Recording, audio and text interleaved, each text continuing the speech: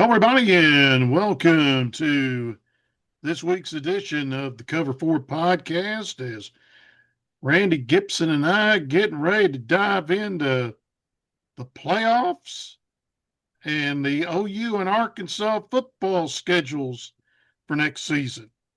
That's hot topics right now, Yeah. and the topic first is OU Alabama again. Oh, This time in Norman, and it's a Friday night game, and just so happens game day is going to be there. game day will be there, starting the playoff season. Of all the playoff teams that I did not want to have to play, especially Man, in the first round, it was Alabama. I was hoping for Notre Dame, Miami, anybody but Alabama. I absolutely despise playing the same team twice in the same season.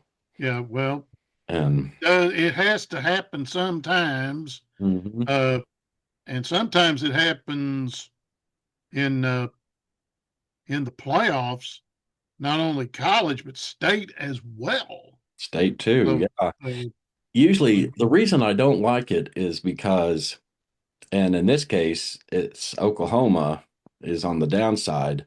Usually, the team that lost the first round is going to be the team that wins.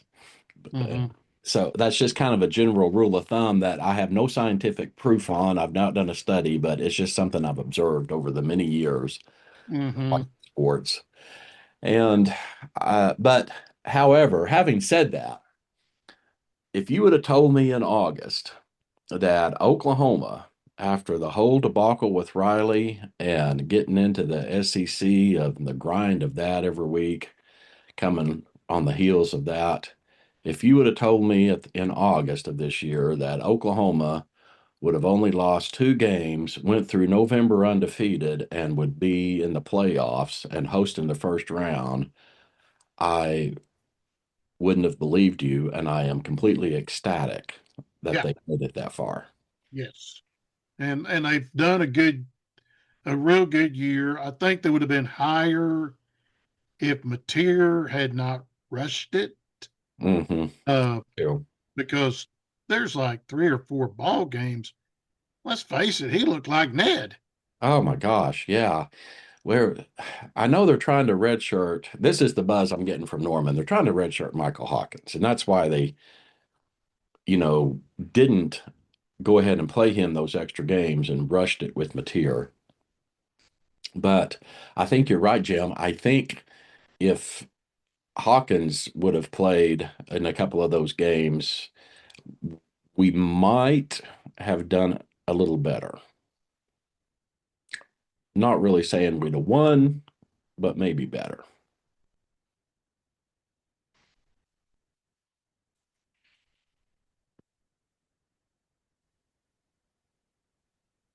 Anyway, after a little technical blip there, as I was saying, um, yeah, I think you're right, Jim. I think they did kind of try to push Mateer back a little too early. I know they're trying to save Hawkins in his red shirt, but I don't know. They might have fared a little better, especially I'm not sure about the Texas game, but maybe they'd have had a little bit more success with Ole Miss on the Yeah, offensive side.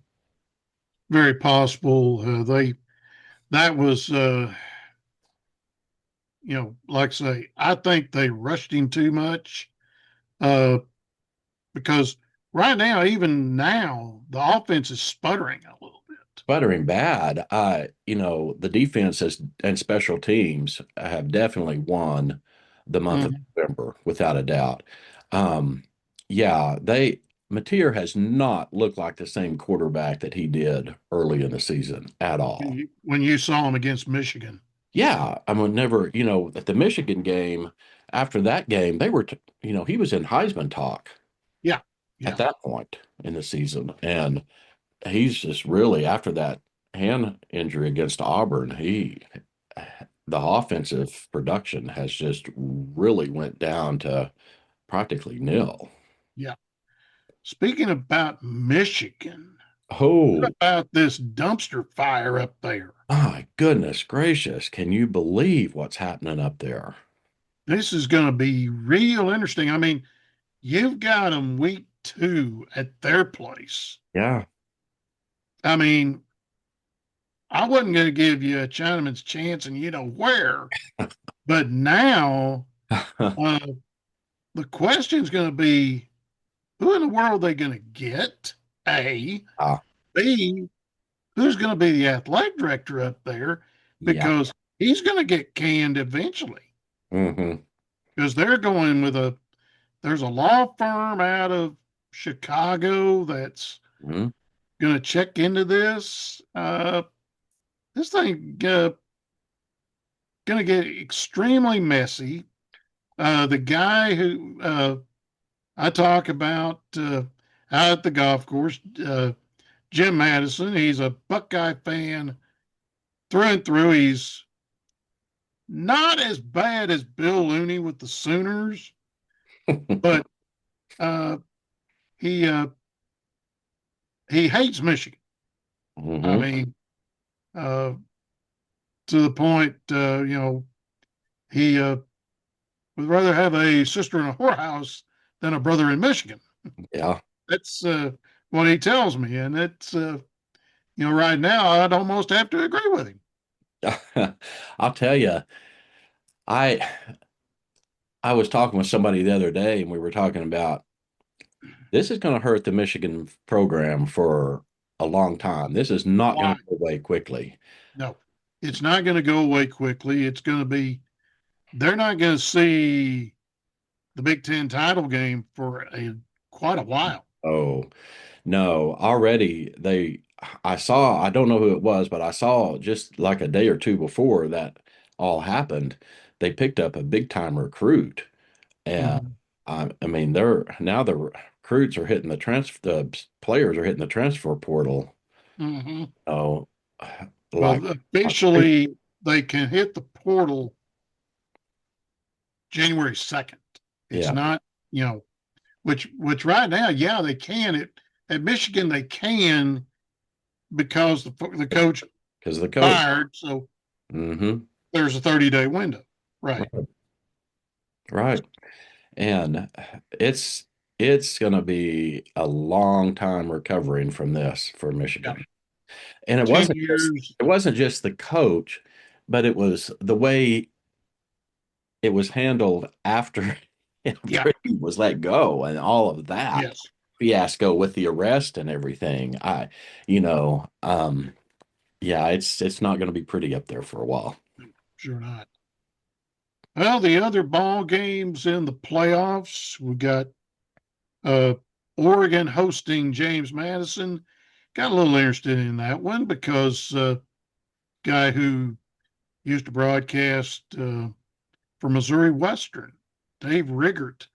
In fact, I got to broadcast with him. That's my last game that I've done as far as broadcasting uh, here at Northeastern. It was a women's basketball game during COVID back in 2020. He is now the voice of James Madison. So he gets to get on that plane Wednesday afternoon or Thursday, probably Wednesday, and head toward Eugene, Oregon, and get to call the game at Alton. That's going to be Be fun for him. that's going to be great fun for Dave. I mean, he's a really good broadcaster, and for the opportunity to go with the Dukes and play in the college football playoffs, that's a great thing for him and great thing for the school as well. They play in a another conference, and it goes past me right now, but I know Tulane is in the American, Hmm. uh, so hats off to them. Tulane's got to go to the Grove, take on Ole Miss and their new head coach. Yep.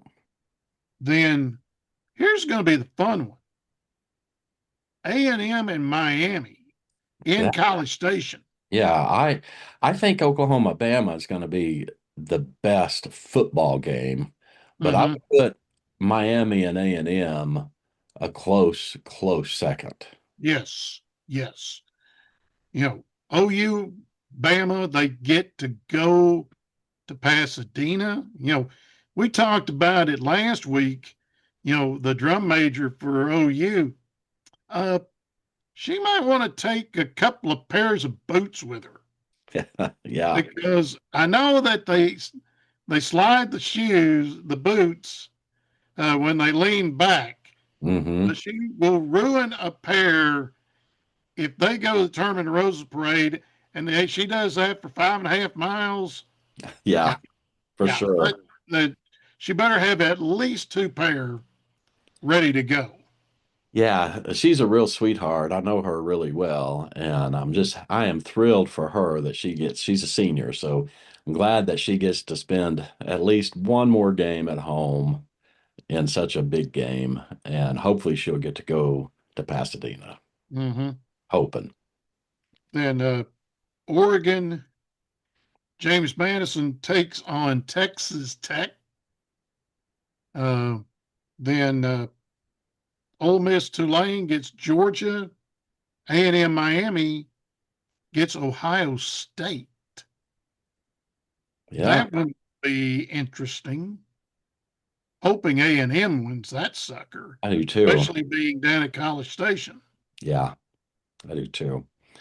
They're going to be good games. They are going to be good games. There's some good bowl games out there. I didn't pull up the bowl schedule on the games that are going to be played here pretty quick, but there's a few that are going to be really good, especially New Year's Eve and then the day after New Year's. The one, the one that I wanted to see is not going to happen. And that was the first two teams out, Notre Dame and BYU, Yeah. the Catholics and the LDS. Mm-hmm. We're gonna play, but Notre Dame pulled out and decided not to go to a bowl game. Mm-hmm. Now, So who's BYU got? Uh, Georgia Tech is who they're they gonna got Tech. play in. Okay. All right. Georgia Tech. But that's still a good, not only a good bowl game, but also a good payoff It will for be. BYU It will be a and, great and the Big 12. off. That's the old. They're playing it in Orlando. I don't know if it's the old Citrus Bowl or the one that they played at the Citrus Bowl earlier, but I think it's This old will be at the Citrus Bowl. Bowl. Yeah. And that's a good bowl game. Yes. I'm thrilled for Coach Kalani Sataki and the Cougars. You know, Cosmo's going to have a great time Oh, down there. uh, so my late friend Willie Epps. You think? Yeah, I really would have liked to have seen the BYU Notre Dame matchup. I was really disappointed that Notre Dame pulled out when they didn't get chosen for the playoff. Yeah, We that's and we talked a little bit about that, and it's still a conversation in the college football oh yeah, yeah. circles, you know. And Notre Dame is eating a lot of crow over that. Yeah, Uh, and I think you and I touched on it that they need to get in a league. that's I think that's what the committee is saying. hmm Uh, and I think the message is being sent to Northeastern about that. We're going to have to get in a league. Uh, Speaking about that, Don Veith, he sees our podcast, sports information director at Northeastern.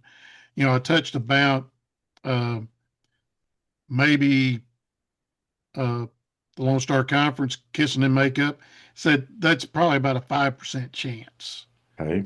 us going back into the Lone Star. It's me, I would say probably 10, unless they sweeten the pot, especially with them, as I touched on, and Bill Powers have touched on, that Lone Star Conference is needing some football schools, especially when you have East Texas, Tarleton, who they just lost the quarterfinal in the 1AA playoffs to, of all people, Villanova. They lost to them in Stephenville uh, Saturday. Uh, Abilene Christian is 1AA. Incarnate Word used to be in that league. Now they're 1AA. So there's four teams that the Lone Star has had recently. I mean, this is in the last 3, 4 years that have left and are now 1AA. Hmm. So uh, Great Lakes Valley is a very distinct possibility. Uh, we would like to get out of the MIAA. Uh, I think uh, if we go Great Lakes Valley, I think Missouri Southern probably goes with us. Wouldn't be surprised. I think we would need a dance partner, and they would be the dance partner, and that would make them have 5 teams from Missouri in that league if Southern went, because Southwest Baptist is there. Uh, Lincoln is there. They both those two schools uh, here in their first or second year. Missouri Rolla, now Missouri S&T, Northeast Missouri, now Truman State up at Kirksville. Those four uh, are in that league. We played a couple of teams uh, on the independent schedule Mm-hmm. uh, in the past couple of years out of that league.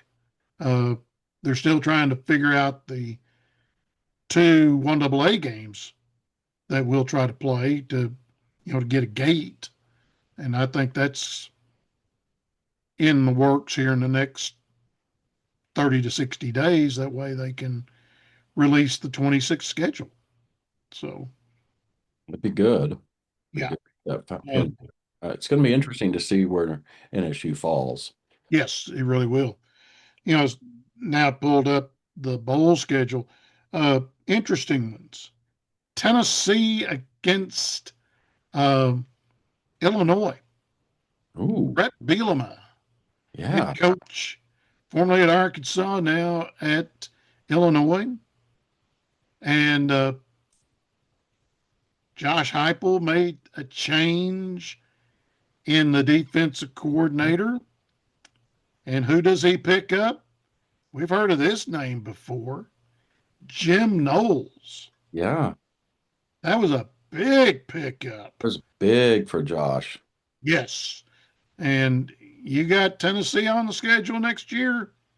Uh, I you don't. might get a little bit worried. And I don't guess think what? Arkansas's got them on the schedule. We'll Arkansas talk. got him. Yeah, I don't think Oklahoma's got him, but No. Arkansas does. They need to. That'll. Yeah, I would be a little concerned. Yeah, you get Tennessee in 27, Right.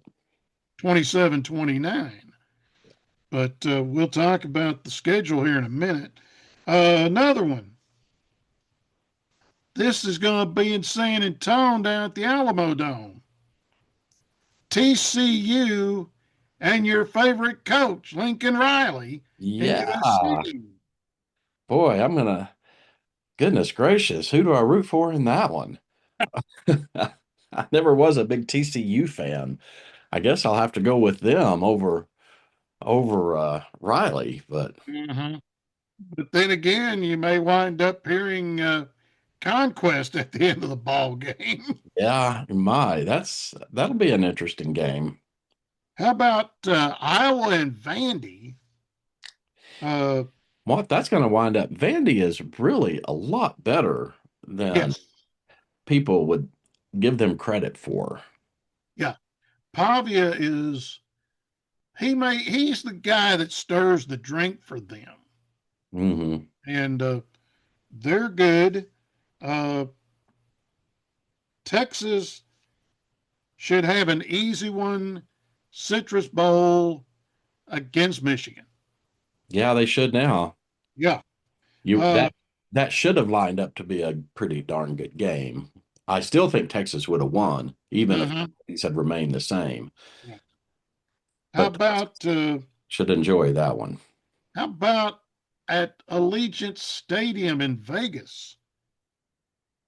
The team that BYU loves to hate, That's Utah, huge. Yeah. against the old Big Red, Nebraska. Yeah. Yeah. That Yeah. will be a good one. That will be a good one. Vegas is just about a 4 hour drive from me. That would be a fun one just to drive down and be a part of to see. Mhm. The place that Crouch would call the new black hole because that's the home of the Raiders. Mm-hmm. And I've got him on semi suicide watch after what has happened to the Chiefs and Mahomes. Oh boy, took a bad game to turned really bad. Yeah, and he's already had the surgery. I mean, they did it yesterday. Oh, they did it Uh, already. And so, yeah, in fact, the team doctor for the Cowboys performed the surgery in Dallas. It was an ACL and an LCL tear. mm, mm, So minimum 9 months. yeah. He'll be lucky to see the field by the start of the season, September the 10th.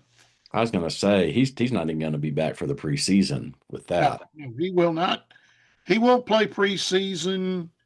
Uh, the biggest consolation will be the Chiefs will move up in the draft by at least 15 spots. Yeah. So that's probably the consolation for this. Speaking about schedule, let's look at the 26th schedule. The SEC released the schedule Thursday night, Yeah. and boy, oh boy, Holy smokes, huh? oh Wow. you, let's talk about the Sooners. They will Oh play man. their three non-conference games right off the bat. They will play in Norman against UTEP to start, Yep. then go to the Big House on September 12th, then back home against New Mexico, take on the Lobos, and then here we go. Hey, get ready to buckle down. Yeah. Yeah, and it's a trip to start between the hedges. Then open date. Everybody only gets one open date now Mm-hmm. instead of two. And you get the open date after you play Georgia and before you go to Dallas. And that's your designated home game next year. Yeah. Yeah, it You is. only get three conference games at Norman. Mm-hmm. Then you get come back home after Texas and you got Kentucky in Norman. I assume that's gonna be homecoming, would be my assumption. Okay. Uh Probably. I don't think they'll put homecoming on Halloween. No, no. So that one, hopefully you get a, let's see, hopefully you get a 2:30 on that one with a new coach at Kentucky. Yeah, I hope so. Yeah. Then you go listen to cowbells because you got to go to Stark Vegas and take on Mississippi State the next week. Mm-hmm. Then the Gamecocks come to town. Then you got to go to the swamp. Yeah, which I would love to go to that game. I have always wanted to go see a game at the Swamp. Mm-hmm. Then Ole Miss the 14th. The final home game is A&M. Ho, ho, ho. Yeah, and you know that's going to be a big one. And then The rivalry week game is an old Big Eight, Big Seven Big Seven, even. matchup. Yep. You get to go to Como and the remodeled Faroe Field. hmm Which has always been a tough place to play, traditionally back in the Big Seven days, even. Yeah, ask Arkansas about that. That's uh, they haven't fared too well in the Battle Line rivalry game. Yeah. And look at Arkansas. Well, they'll play the first two uh, as non-conference. They'll do their FCS game against North Alabama. So, and I've driven through Florence, Alabama, uh, about less than 30 years ago, going to Huntsville for the bowling tournament where we had it in 97. Then hmm September 12th, you might do this one. Go to Salt Lake City because they play the Utes, Yeah. game two. Yeah. That'd be fun. Then open the conference. Would you like for us to soften up Georgia for you to Yes, start please. start it up? And it's in Fayetteville. Please do. Please, please do. That one is going to be, yeah. When I knew Georgia was going to be on the Oklahoma schedule, so we knew it was coming. Yep. But you get them after they play Arkansas. Yeah. And the Hogs close out their non-conference against TU, again at Razorback Stadium. But in a couple of years, Arkansas will make the trek to Tulsa for the first time probably since the 40s. That's going to be fun to see. It's going to be a lot of crimson and white at 11th and Harvard. Yes, there will. There will. Uh, then they go back in the conference, got to go to College Station, face A&M. Then Tennessee comes to town on the 10th. Go to Vanderbilt the 17th before they hit the bye week. So then the Battle Line rivalry game against Mizzou, ironically, back in Fayetteville. That's So interesting. uh, there are some quirks in the schedule this year where teams are playing 2 years in a row in the same place. That's one of them. Is that one of them? Is that what's happening? Arkansas's got two of them. They've got to go to Auburn the 7th, play South Carolina the 14th at home. Then they got to go back to DKR and take on Texas. Ugh. So that's 2 years in a row going to Texas. Then the traditional final game of the season will be in Fayetteville against the Bengal Tigers of LSU. So very, very interesting to say the least how the schedules come out for OU and Arkansas. Yeah, it is. So, but like say, basketball is in full swing for college and high school. Arkansas with a big win Saturday in Dallas over Texas Tech. They've got a game tomorrow night at home. Don't have it. It's against Queens University out of Charlotte, and they've got a little Northeastern connection at Queens University. Oh, yeah? Jake Hedrick, former pitching coach and head baseball coach at Northeastern. I was going to say, I He recognize that is name. he is the head coach at Queens University in baseball. Really? Yep. He's the guy that put Ryan Helsley under his wing. He was the pitching coach for Travis Jansen. And Ryan threw the ball about 5 times, and Travis said, "You're not going to be an infielder, you're going to be a pitcher."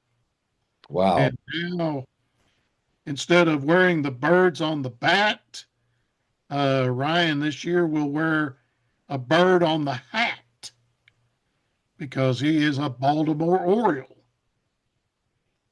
So we'll get to see him come this coming season. And if you are uh, have your cell phone, Hmm. uh, it might be, if you're not with T-Mobile, it might be a good time to switch to T-Mobile. I am with T-Mobile, actually. Okay, here's the thing.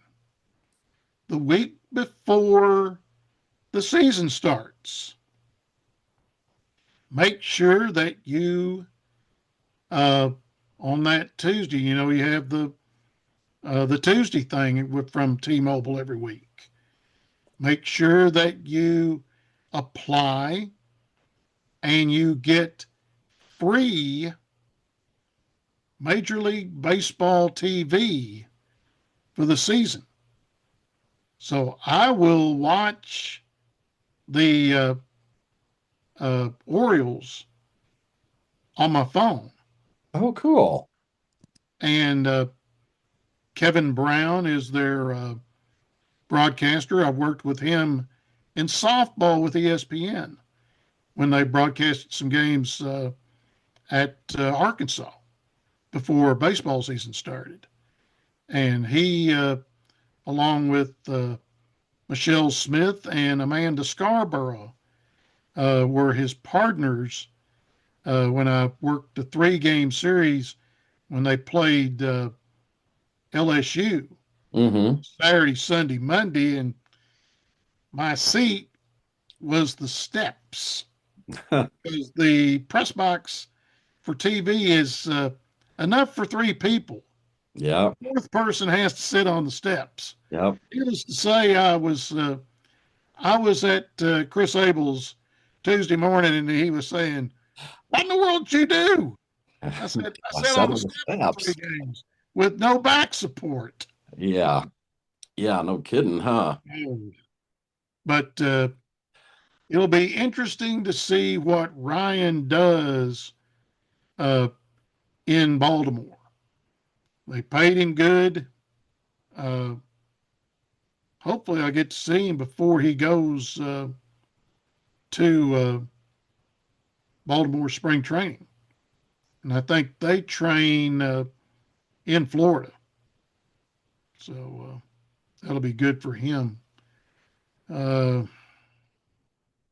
Anything else that we need to touch on before Yeah. It's we just, analyze next week? yeah. Next week will be hot topics. We analyze the playoff The game. 4 playoff games, the upcoming games, not only New Year's Eve, but New Year's Day. That'll be a Hmm. New Year's Day game if OU happens to win, and a March 5.5 miles in the Tournament of Roses.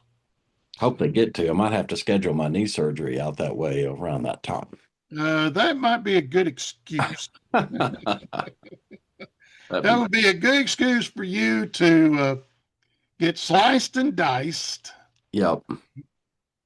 Get you a scooter Yeah, maybe I can because get you a good you seat. will have to be on a scooter because if you're having to do what might have to then be done to me with my right knee at some point, yeah, yeah, we're gonna have to.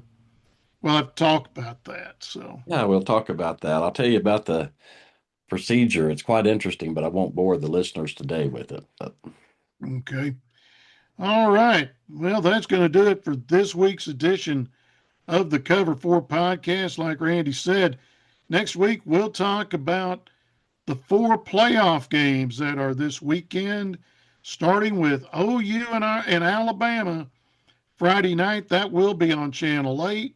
The A team will be there, and also game day will be there as well. and it'll be an interesting ball game come Friday night from Owen Field in Norman. And we'll talk about that next week on the Cover Four podcast. We'll see y'all then.